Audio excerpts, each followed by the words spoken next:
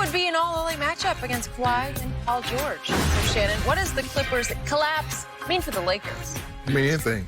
That means they're in the Western Conference Final and they're going to face a foe that many people didn't think they were going to face. The Nuggets built their team to play basketball.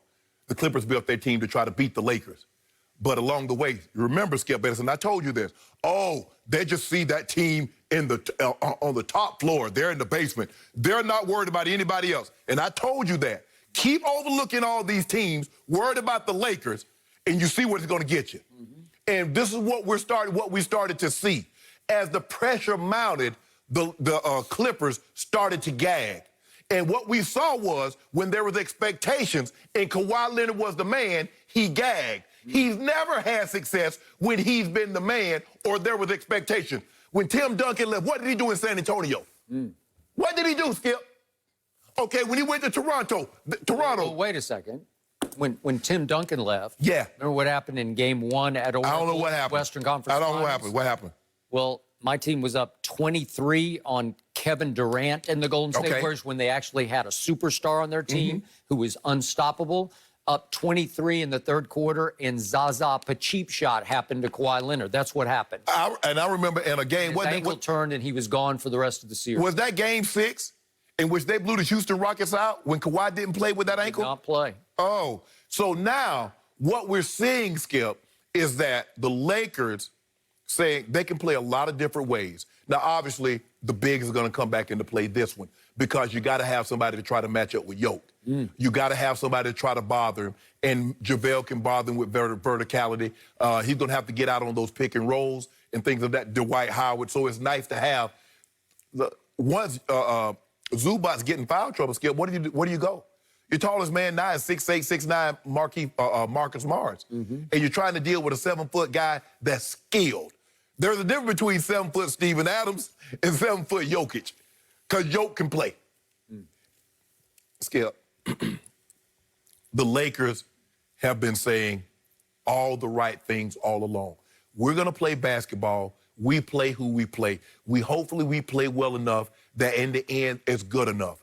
You and the Clippers and everybody else was always talking about Lakers, Lakers, Lakers. You never gave people the respect.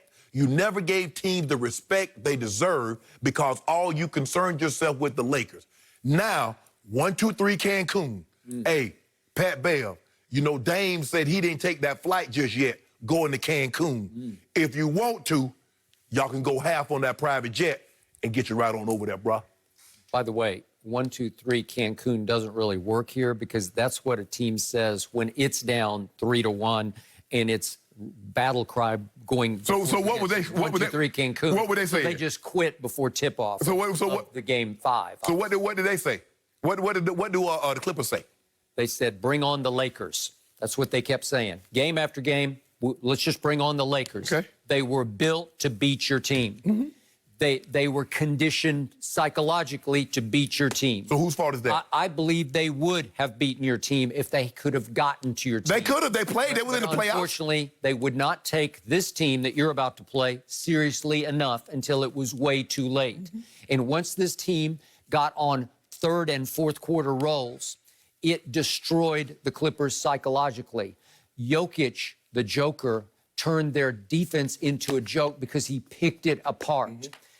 I believe that your team will win this in 5 games over Denver because it got shown how seriously you have to take that team. Oh, yeah. Your team is better than Denver.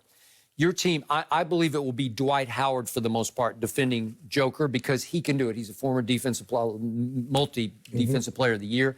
His feet are quicker than JaVale's. JaVale doesn't have quick enough feet to deal with this guy. Dwight is savvy enough.